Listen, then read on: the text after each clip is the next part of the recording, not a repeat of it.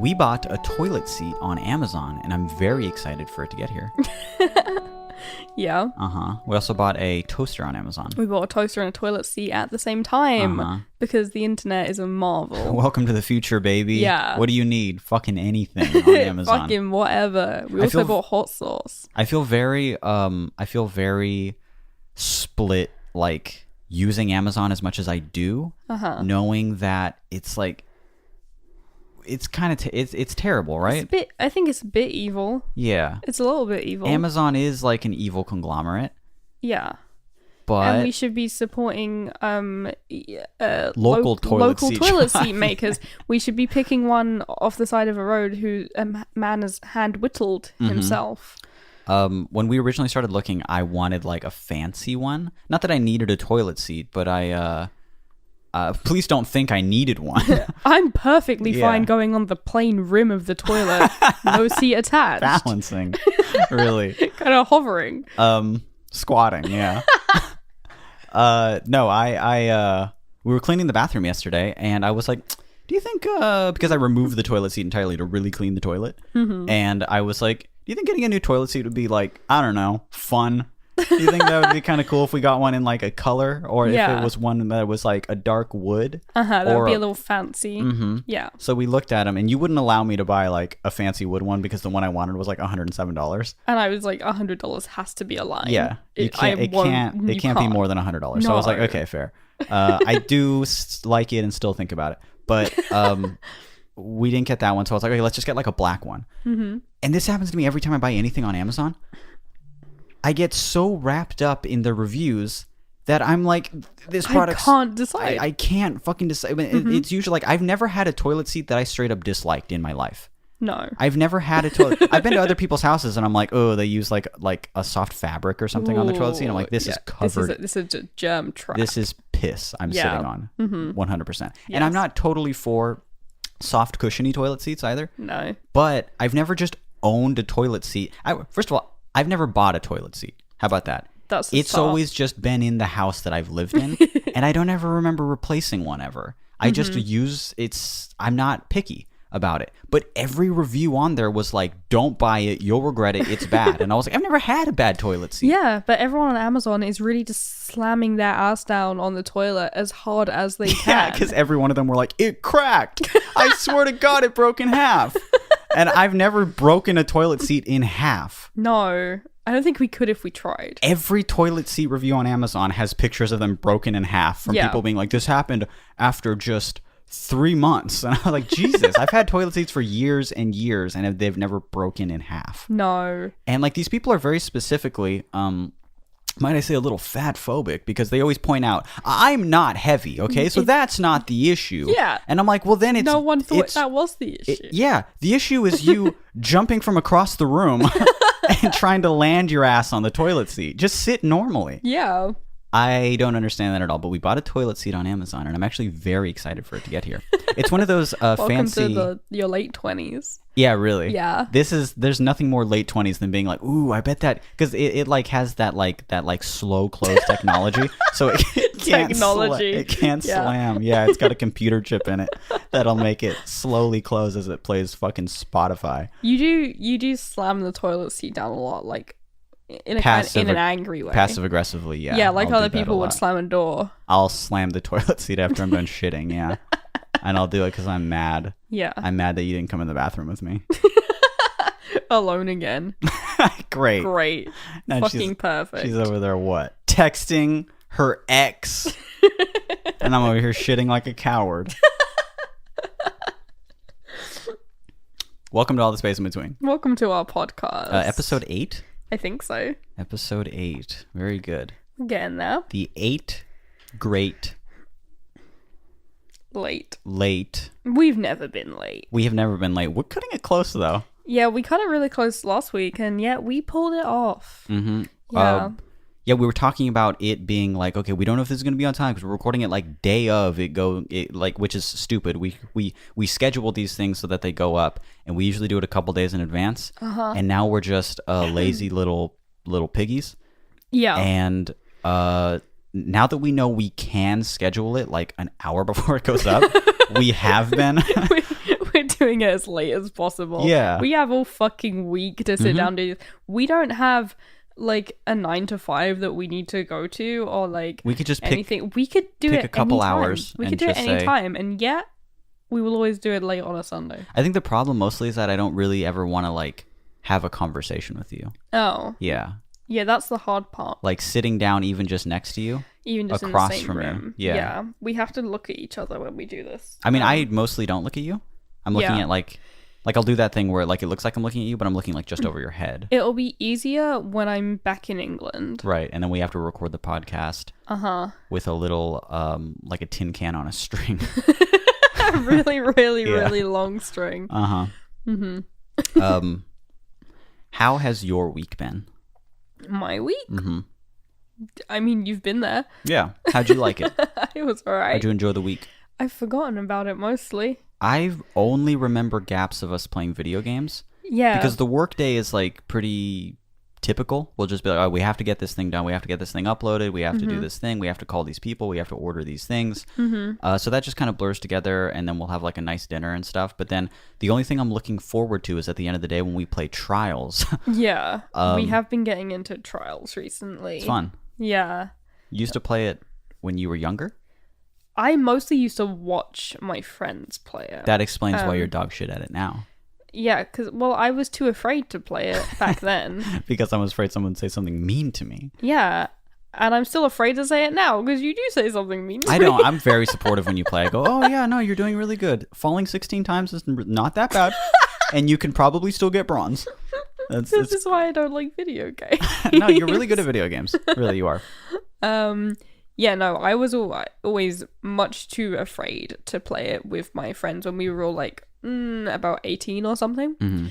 Everyone had it, and we'd all play online, and or we'd all play at someone's house, and I'd be at my friend Matilda's house, and we just played versus everyone we knew. And Shout out she was Matilda, really who listens to this show. She does listen to this show. You think she'll be listening to this episode eventually? Yes. Probably not. She'll probably she'll probably be sick of us by then. Yeah.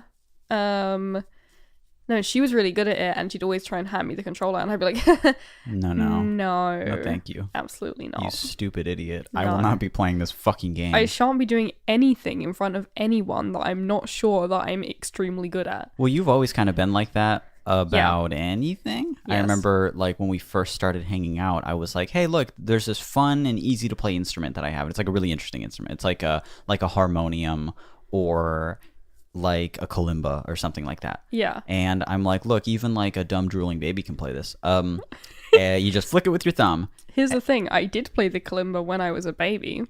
Were you dumb and drooling? Yeah. Okay. But when you're a baby and you play the kalimba, everyone's like, wow, she's so talented. Well, no one's going to sit there and watch you play a kalimba and say, you suck. No one would do that. Who would do that? I don't know. That's funny. Okay, but and I remember handing you the instrument, and I was like, look, try it. And you just laughed and went, no. And I was like, what? No. Just like flick it with your thumb. And you just hand it back. You go, no. And I'm like, you won't do it? You like refuse to do it? And you're like, yeah, I'm not going to do it. And I'm like, why? You're like, I'll be bad at it. And I was like, I'm not asking you to be good at it. It's fun. It's just fun to, and you were like that with video games for a while. You almost didn't play Trials. I was like that even. We'd be like walking around the field at the back, and you'd be like, hey, try and jump as far as you can, and we'll see who can jump further. I'm just trying to be competitive all the time. No. Yeah. It's a firm no from me. But it's fun. You've got longer legs. Okay. And you've got more powerful legs, though. Okay. So you could probably spring like a little frog farther than I can. Yeah, I forgot about that. Yeah. But now, you play video games around me all the time. I do. You almost gave up on Trials, but you were like, I guess so. I guess I'll keep playing. And now you're pretty good at it. I'm okay. You're no me. But no. Who is? It's kind of you to pretend sometimes that you can't get gold first try. Yeah. Sometimes you'll get right to the finish line and be like, oh, whoops. I accidentally fell backwards onto my ass. A physics-based game. I'm not good at those. I'm not weirdly obsessed with them. I spend all my free time playing them. Yeah. Every free second, Every free second I've had since the age of 13. Yeah, I've not pulled my cell phone out and played True Skate. Okay, but are you at the point now where you can like, we can have a friend over and you can play video games with like Alex or somebody? Is Alex good at video games? Yeah. Oh, he's so good. Oh, no then. He's very he's naturally he's a monster, man. Really? Yeah, he's super good at video games. Like, I practiced at Smash for so long independently. Yeah. And then I invited him over to play the new Smash, and first time he was like as good as me, and I'm like, fuck. Oh no. Oh, Jesus Christ. Uh-oh. And and then it's just he's just been on that terrifying trajectory ever since. Oh god. Yeah. He does not own a Switch yet, but once he does, he might play professionally. I really do think that. And I'll sponsor him myself. Mm-hmm. Little flat sound sticker on his helmet. Yeah. While he plays Smash. Because Alex is good, you don't want to play with him? I don't know. I guess I would, but I wouldn't enjoy it. You wouldn't play Smash with him? No. I barely want to play Smash with him. He's too good. Yeah. I barely want to play Smash with anyone. Okay, what about... apart from the computer. A game we're all picking up at the same time. Mm-hmm. You, me, and somebody else. Are you afraid to play it with them? Or are you like, okay, we're all starting out at the same level. It's fine. That's better. Mm-hmm. But they might still pick it up faster than me. Oh, they will. And then I don't even have the excuse of you've played it more. Yeah, of just being, oh, you practice this. And you're like, oh, shit, you're just better at it. That's really cute. Yeah. That's really funny. You are getting better at it, though. Yeah. Like, you're playing around me. I'm trying to not let my insecurities take over. If I hand you that kalimba over there, would you just flick it a few times with your thumb? Now? Are you there yet? Yeah. On a podcast? Yeah, on a podcast. No, fuck off. Fuck all the way off. Excuse you for even asking me to do that. Recorded? No. People can just listen to me play badly over and over again at their fucking leisure. Someone's gonna rip it and upload it to YouTube. And then they're all gonna... fail compilation. On a try not to laugh fail comp. Try not to cringe hardest one yet. Yeah. Yeah. Okay. Well, Dumb British Bimbo Edition. What do we have for today's show? We have a couple of questions. Okay, we have 2 questions. We have a more serious based question, and then we have a more funny one. Actually, we literally just got a question like 6 minutes ago. Oh, really? Yeah. Do you want to read it live on the show and just give blind advice to whomever wrote this? Well, What's the title? How about that? The subject line is "Explain yourself, Mitch." Oh my god. And I haven't opened it. But the first bit just says, "This isn't an advice email, I just have a bone to pick." Okay. And then it shells off. And it cuts off there? Yeah. Okay. Oh, man. Oh, this is a hard one. Oh, I guess. Okay, fuck it. Blindly do it. I'm feeling very brave right now. Blindly do it. Okay. We're gonna... My heart's pounding. Okay. My palms are all slippery, but they're always a bit, as you know now, they're okay. We're gonna read this live. Okay. Okay. This is the first time I've ever heard this. First time I'm gonna read it as well. Okay. Explain yourself, Mitch. All right. This isn't an advice email. I just have a bone to pick with 2013 Mitch. Okay. I was casually stalking Mitch's Instagram, as you do, and I came across something, and I just have to ask, what the fuck? All right. Care to explain yourself, Mitch? All right. Is this a thirst trap? Oh, God. Wow. A fuckboy if I've ever seen one. Is it just a selfie of me? Get yourself out of there, Billy. And then it's that one picture that you posted in 2013 of the lower part of your stomach. Oh, there is a bit of my tummy there. There's a slight bit of your stomach in this picture. There's a little bit of my hairy little belly. Yeah. Guys, look, I can explain. I was but a boy. I was 13, Jesus. I was 23. He was 23. I was 13, yeah. Fellas, believe me. It says, love the show. Mitch, if you want a first trap, I support you, buddy. I would love to post more pictures of my belly even today, because I really do like the fuzzy little thing. Occasionally we'll go really far back in your Instagram because you'll be like, I made this certain food a long time ago, and you want to show me the picture of it. That's true, for years ago. And we'll scroll really far down, and I'll always notice this picture and be like, really? Yeah. Am I deleting the boy? Now that I'm posting, now that we're doing this, people are gonna scroll down my damn Instagram. They're gonna see my fuzzy little belly. It's not even the whole belly. No, it's not. It's like 2 centimeters worth of belly. It's very little belly, but quite a bit of dick actually in the picture. Somehow hasn't been deleted by the algorithm. It's because it was at a certain time of Instagram where like for a day they allowed that, and I took it full advantage of it. Yeah. Yeah, it's mostly balls in the pic, in fact. So don't go looking for it because they are weird. Anyway, I am blushing that person brought that up. I think you can hear it in my voice. I am smiling, but yeah, that's a thing. And I won't be explaining myself other than I was young, I was reckless, and I was proud. I was feeling cute that day. No, I would occasionally on Tumblr post just little like belly pics and stuff like that. Yeah. And still kind of want to do it at the age of 28 now because I still am a fan. But I just I feel extremely weird doing it now. Maybe if I had like a private, because you've got too much of a following. Yes. Yeah. Yeah, it would just be fair. It'd be odd. Everyone follow Mitch's Finsta that he's about to make. That's strictly belly pics. Okay, that was I'm the only follower. That was a brave moment for me to do that live on the show. We have 2 other questions though. Yeah. Let's do the serious one first. Okay.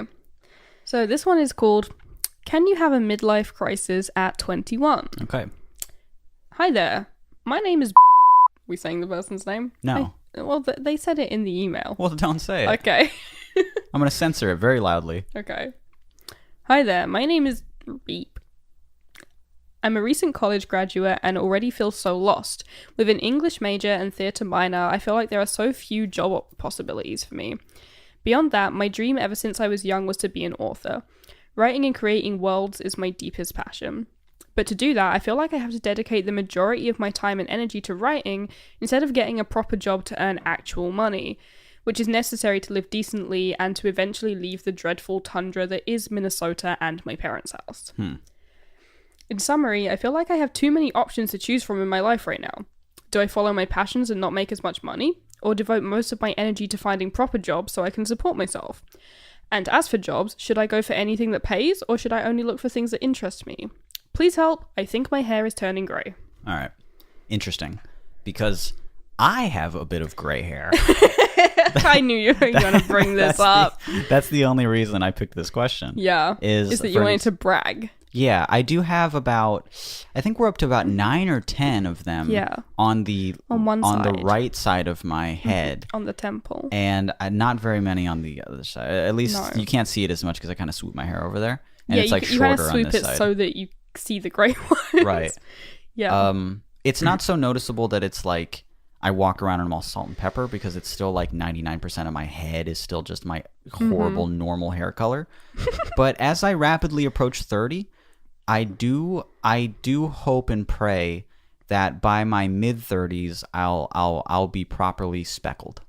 That would be good. Yeah. Next question. I unfortunately for you, because it's horribly jealously inducing. Yeah. I'm already completely speckled. You're not totally speckled. The top of my head is it's half grey. But you also have a completely shaved You can't see because head. my hair's shaved, yeah. And also when your hair was longer, I like hardly noticed it at all. But if I'm like really snorfing around on top of your head, really, really digging around there like I'm looking for fleas, then you'll notice probably more than me. Definitely more than you. Yeah. You'll have some grays. Yeah. When did you get your first gray hair? A couple of years ago. Me too. I got a bunch of them at the same time because I was extremely stressed. Yes. I got a lot of them at the same time. Yeah, I was cutting my hair one day and I was cutting it quite short on the sides, and I noticed like 1 or 2 on either side of my head, and I was like, oh, this can't be. And I was like never ever upset about it at all. I was instantly fucking rock hard. I was so excited. Not this can't be as in like, no, my youth, but this can't be because it's too good to be true. I'm so lucky. Yeah. Oh my God, I fucking made it. That's cute. I can't believe it. That's really cute. And it's nice to like see it at such a young age because I'm like, it gives me hope to be like, I'm going to be a little bit kind of salt and peppery. Yeah.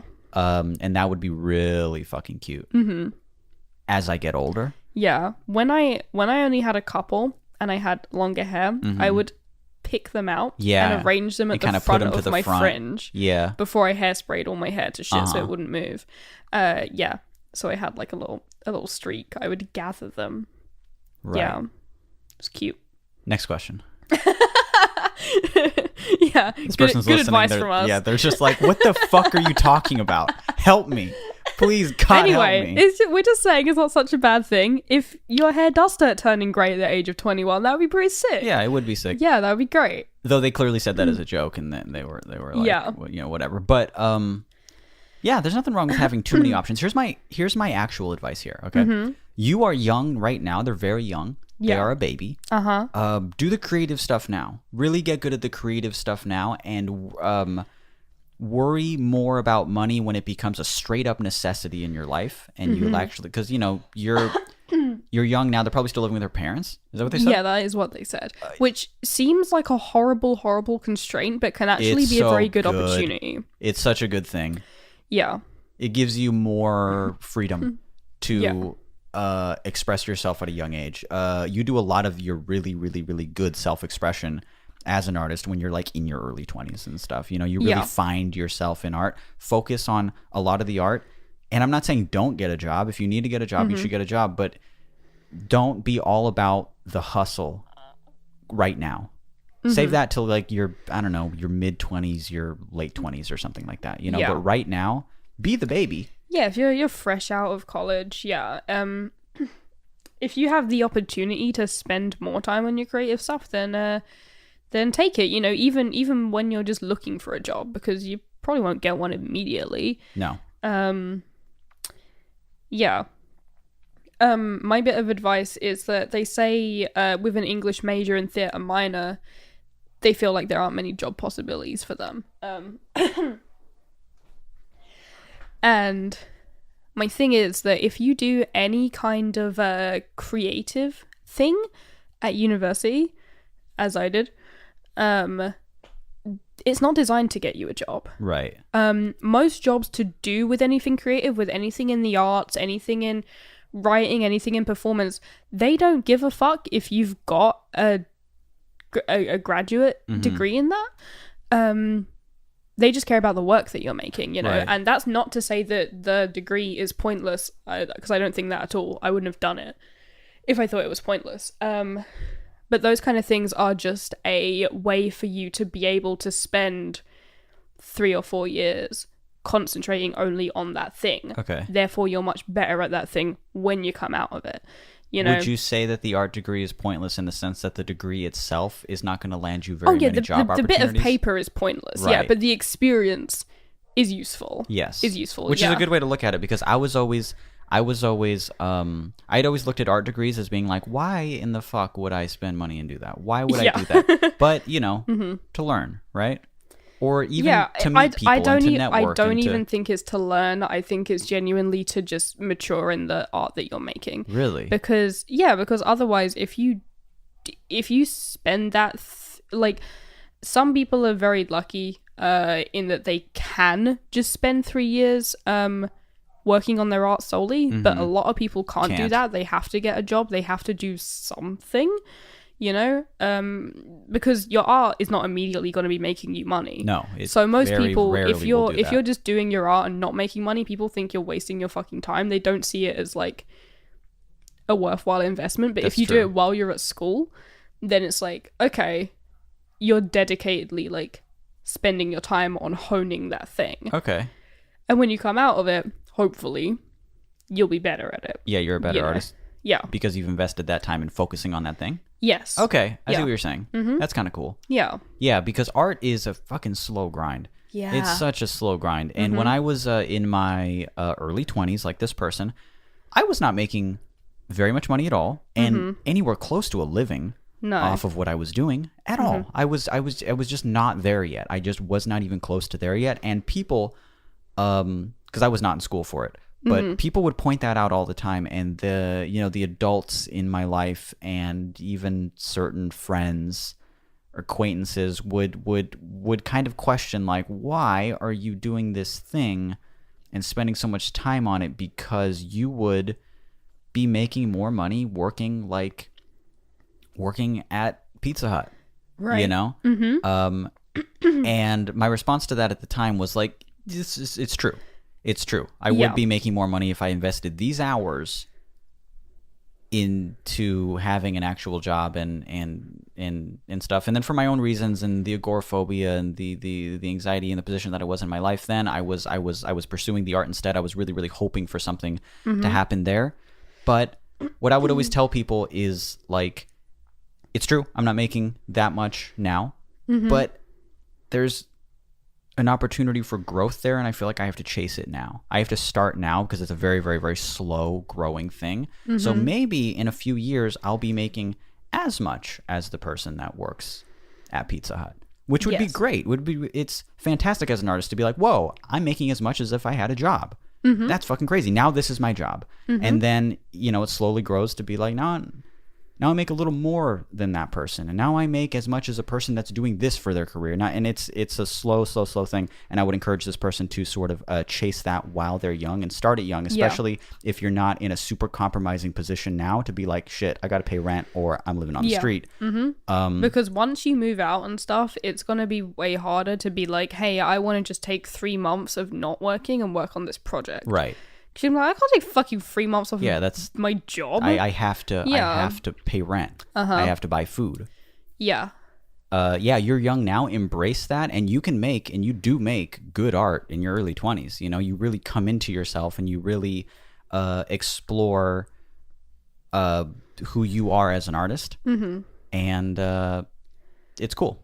Yeah. You should embrace that. So yeah, I wouldn't worry about it too much is the takeaway you're from fine. this. Yeah, you're young and you'll be fine, kind of thing. Yeah, you don't desperately need getting a job is good, obviously, but you don't need to desperately seek one out, and you do have the opportunity to find a job that is in something that you're interested in, or you have the opportunity to work more on your stuff and have money as like not your top priority, right? Which is a cool position to be in. It is such a blessing to be in a position like that where you're like, whoa, I'm still young, and I can focus on these other things. And I know that especially now that you're like, oh, I'm at a college. I got to figure stuff out now. You don't. You just don't. You're still super young. Yeah. You can figure stuff out. You can change your path when you're 25 and then older. You can, I only graduated last year, but at the age of 24. Right. I did it all late. But yeah, there's not that if you're lucky enough to be in a position where you don't immediately have to be like, okay, I'm not on student loans anymore. I need to make money. And you have a kind of safety net around you. That's cool. Yeah. And you should fully utilize that. What about the part of the question that they specifically were like, should I go for jobs that interest me creatively or something like that? Obviously, that would be way better. Yeah. But again, but it depends where you live and what the opportunities are and stuff like that. If you're into writing, then you can always, there are plenty of jobs that are like, you can write copy for people. You can transcribe things, and those are all like related to writing, but they might not fulfill you creatively. Right. But it might still be a bit better than working in something that you totally don't give a shit about. Yeah. And even working in something that you totally don't give a shit about, it's a part of life. Yeah. Job's a job. A job. Yeah. You're making money. And I think the biggest advice I would give is you're young. And I know it feels like you're like, oh my God, I'm at the halfway point, or I'm in this big, really important thing. But even when like you're just 25, you're going to look back at yourself at 21 and be like, I was a baby. I was a tiny baby. Like you just looking at that stomach pic. Yeah. I was 23. 23. Yeah. Yeah, but to you now at 28. Yeah, a little baby Mitch. Yeah. So yeah, take advantage of the opportunities that you have now and be creative. be a creative person now. Lots of artists have pointed out how important it is to do a lot of creative things when you're in your early 20s, your mid 20s, and stuff like that, because it's weird. It's easier. It feels easier once you get into there's so much emotion. There's so much of it there, yes. And there's so much untapped potential that you haven't even explored at all fully yet. Yeah. And I feel like that's why it's such an important age to create art. And you're there now, and you should be very excited and create that art. That should be your number one priority while you're this age and while you have the opportunity to, for money to not be the number one thing that you're worrying about. Mm-hmm. It's a blessing. Yes.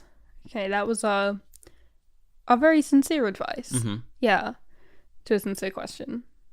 And now we're going to ruin that whole vibe. Okay. With the next question that we have. As we do, usually. Which has the subject line, I vomited on a stranger's kid, please help. All right. We've all been there, fellas. And now we have to lend our advice of all the times we've vomited on children. Yep. And give it to this random person. So in this podcast, we've explored pissing, shitting. Yeah. And now we are entering the realm of vomit. Cool. So let's hear this question. What's up, Billy and Mitch? It was a rainy Monday afternoon, and I was feeling slightly ill when my boyfriend called me and asked me to accompany him to his sister's ballet rehearsals. At these rehearsals, there are tables where we can sit and wait, and we sat on a table with another lady. She was lovely, and we talked small talk, weather, TV shows, etc. All while we were chatting, I held down a monster in my throat. Oh, God. About 30 minutes in, the children had a 5-minute water break, so my boyfriend's sister and this lady's daughter came to our table. Out of nowhere, I felt a rough wave of vomiting travelling up my throat, and unable to go to the bathrooms quick enough, I vomited everywhere at the tables. The issue is, I turned around to avoid projectile vomiting all over my boyfriend's sister, and instead vomited on this random lady's child. Oh my God. I apologized profusely, but she wasn't having any of it, and I have a strong need to be liked by everyone. I like that part a lot. So my question is, should I go back to the ballet place and find this random lady and force her to forgive me? Or should I just leave it and let her hate me forever? Thanks heaps. So originally, when I heard the subject of this question, I was like, this person's making this shit up. Yeah, but this is a lie. Hearing them describe it, I'm thinking maybe it happened. Yeah. Because it's not just like the detail of this, maybe lie. It's that having vomited before and having it just kind of having it like rush out of you like that all sounds very believable. It just kind of came out, and even the part of them like turning away because it still continued. I think this actually fucking happened. Yeah. I really might not have gone like, I don't feel like they vomited like into this kid's face or anything, but like it got on them. It got on them a little bit. I can picture that definitely. Yeah.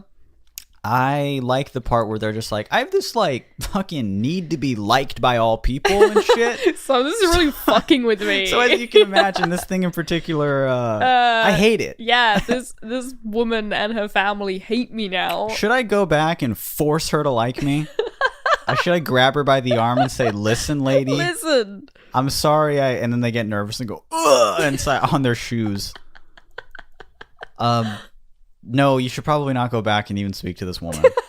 You're always going to be the weirdo that puked on her kid. Send her a fucking fruit basket.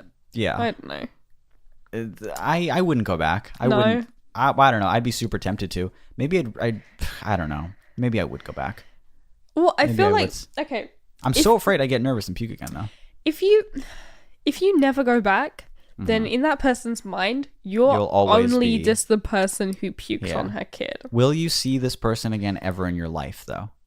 Not unless you go back. But if you go back, unless you go back. If you go back, listen, you have the chance to just make yourself into a fully fleshed out character.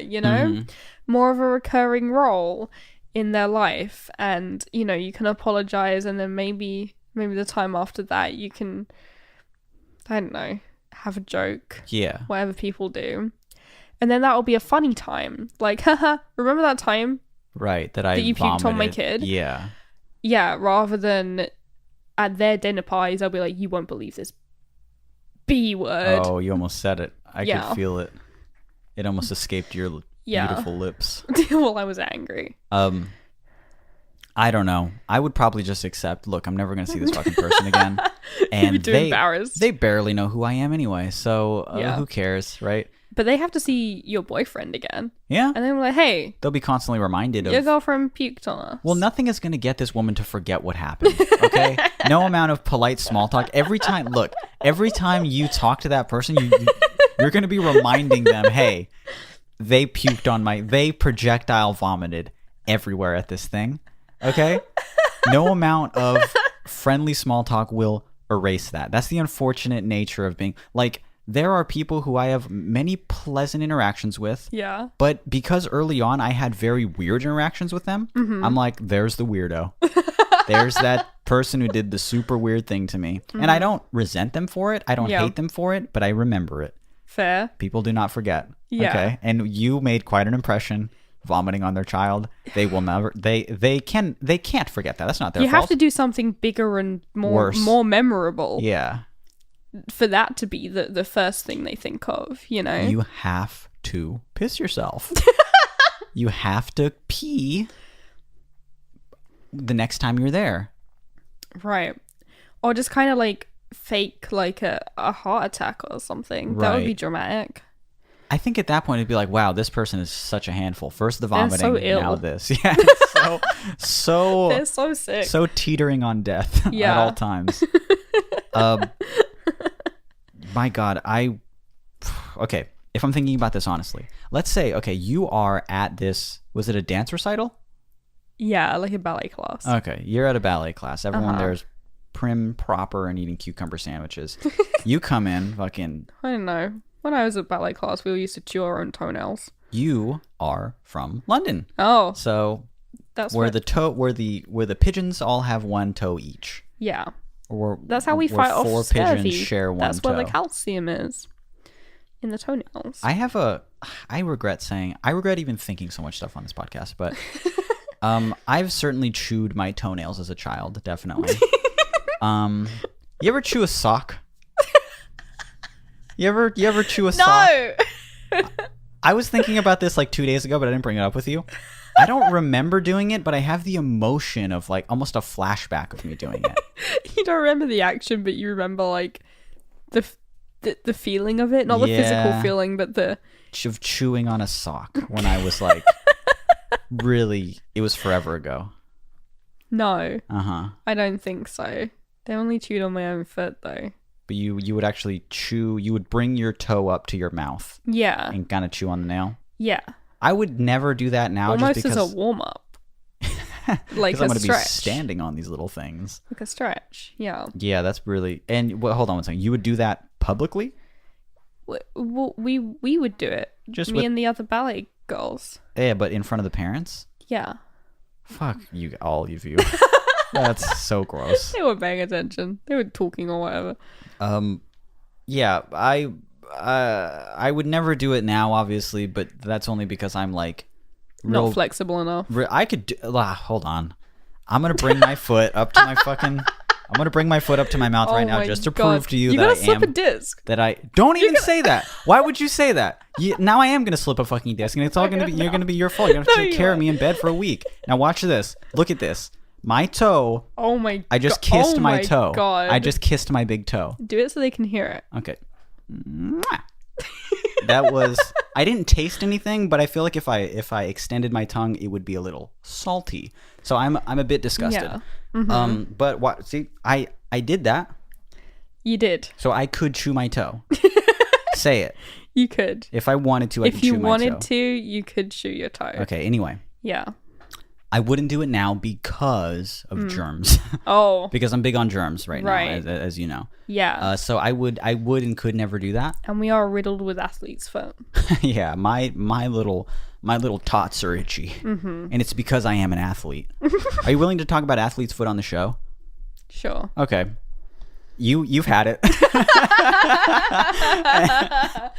You've had it a couple times since you've been here. I only get it here. I think it's the California climate. Yeah, it's the fucking humidity. It's something like that because I don't get it. I've never had it. I've not been an athlete.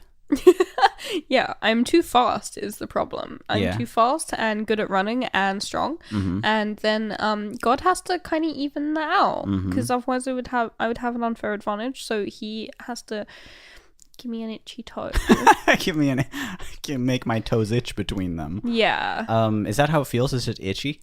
Yeah. It doesn't hurt? It doesn't burn? No, unless your skin splits and then that hurts. Oh, has your skin split? It did when I was very little. Oh, so you've had it before as a child? When I was like 4 or something. Yeah. This is an issue that you're having. This is a fucking epidemic. Your feet are riddled with athlete's foot. No, I only bring it up because it was scurvy. I bring it up because it's just very funny and very cute that like when I open up the medicine cabinet, there's just like a generic brand that just says athlete's foot on there, and I'm like, oh, her poor foot. Especially since all the actual medication in the house is all mine because I've got my athlete's foot cream. I've got my asthma medication and I've got my antihistamines for my allergies. Right. Those are the only medications in the house because everything else is an herb or a flower. There's a vast medicine cabinet, but all of it is herbs and roots. All of it's made up. All of it is pretend. All of it is fake. But I take it and I go, woo, I'm feeling healthy. Yeah, the first time I got an itchy little foot, you were like, okay, we're going to put fucking, lemon on it? No, I put apple cider vinegar in it. Yeah, apple cider vinegar. Didn't it help a little bit? Didn't it burn? It did. That's really cool to me. And then I begged and pleaded with you to please let me buy a generic brand cream. Yeah, and I let you. Yeah. Yeah, it was good. Yeah, and it helped? Yeah. That's good. Hey, okay, so if I have a bug bite, can I put athlete's foot cream on it and it'll stop itching? Maybe. Well, let's try it. Let's try it live on the show. Let's try do you have a bug terrible bite? Breakout. No, I don't. I can get bitten by a spider now. We'll find a bug. Yeah, we'll find a bug. I turn into fucking Spider-Man. There's that one spider that lives in your kitchen, so we know I where to get one. would never let him bite me. He's so big. I would never let him bite me. He's so big. We don't talk about it, but we see him every time we cook, and he's terrifying. In like the window of the kitchen. Yeah. And it's just one of the most scariest spiders I've ever seen. We don't talk about it because we don't want him to notice that we know that he's there. Well, he's in a very exact spot where like I couldn't easily capture him. Yeah. And I would never kill him because I'm not strong enough. So he's got 8 arms. Right, and one of them is real buff. One of them looks like he pumps weights. Yeah. We've only got 4 between us. Let's wrap up the vomit talk. Yeah. And then let's wrap up the show. Actually, let's see how long we've been on. How long do you think? Oh, I'm going to guess for like a 38 minutes. I'm going to go 45 whole minutes. Okay. There we go. I have no idea. Let's guess right now. Let's see right now. And it's a very unsatisfying 43. Fuck. Damn it. I'm technically closer. Yeah. Okay, I win then. Begrudgingly, I win. Begrudgingly, you get a prize. Okay, so you're at a ballet recital. Kids are chewing on their fucking toes. Yeah. The parents are paying attention, but they're like, small talking about the weather and whatnot, and then you fucking just yaff all over. Spray all over this poor woman and her child. Yeah. How do you go back from that? How do you say, "Oh, I'm so sorry"? Wait, instead of just running out of that building and sprinting all the way home and immediately brushing your teeth and screaming into a pillow and brushing your teeth. Yeah. I'd like to tell this person, "Hey, it's gonna be okay. They don't even remember it." Blah blah blah. But this person will remember this for the rest of their lives, and so will their child. And be like, "Remember when that person puked on me?" Yeah. I know your advice was kind of like create new memories. It will only remind them that you are, even when you do something nice to them, you can buy them a car tomorrow. You can buy them a car 5 years from now. And they How won't say, "Oh yeah, this person bought me a car." They'll say, "This person bought me a car because they yaffed on my child." Okay, you can become this woman's best friend. Yeah. Right? You guys go to Vegas together. You guys have a bunch of experiences together. Yeah. You guys share a bunch of fucking intimate thoughts and fears about life together. You babysit the child. You have nothing but positive experiences with this child. You're vomit free this entire time. You eventually say, you know what, fuck it, I'm gonna really erase this from ever happening. I'm buying this person a car. You buy them a car. They'll say, oh my god, the vomit girl bought me a car. It'll just be the first fucking thing on their minds. You cannot erase this. Oh no. That's what I have to say about it. I would go away. You never vomited on anyone? On anyone? Yeah. Maybe as a baby. That's fair. Maybe getting sick on somebody, you You've know? never been sicked on? Maybe by a baby. Oh, okay. Maybe by a baby. Yeah, it doesn't count if it's a baby. Yeah. They're clean inside. Yeah, you've told me that before. I think it every time I see one. Yeah, because when they vomit, it just kind of smells like more baby, you know? Yeah, yeah, it's just milk. It just smells like baby, yeah. They are clean on the inside. They've not yet let a Big Mac grace their insides. So let a Big Mac absolutely, they've not allowed a quarter pounder with cheese even touch any part of their intestines. It's only been mother's milk and formula. So yeah, they are clean on the inside. So babies don't count. No. Hey, did you happen to puke on a baby? Maybe that doesn't count too. One of my friends has a memory that they're not sure is real or a dream of when they had a child. Of them being very, very young and on their dad's lap. And their dad has like that reaction that when he sees sick, he will be sick. Oh, boy. You know? So they have this kind of memory from when they were very, very young of them being on their dad's lap and him bouncing them around. And the bouncing kind of causing them to throw up, which then made him throw up on their head. Oh my god. Yeah, like from the lap position. Have they talked to their dad about this? They're too afraid. Okay. They won't bring it up. Yeah. But they say that they can very, very viscerally remember the feeling of it. Oh, then if they remember the feeling of the heavy vomit on their head, yeah, then it's probably happened.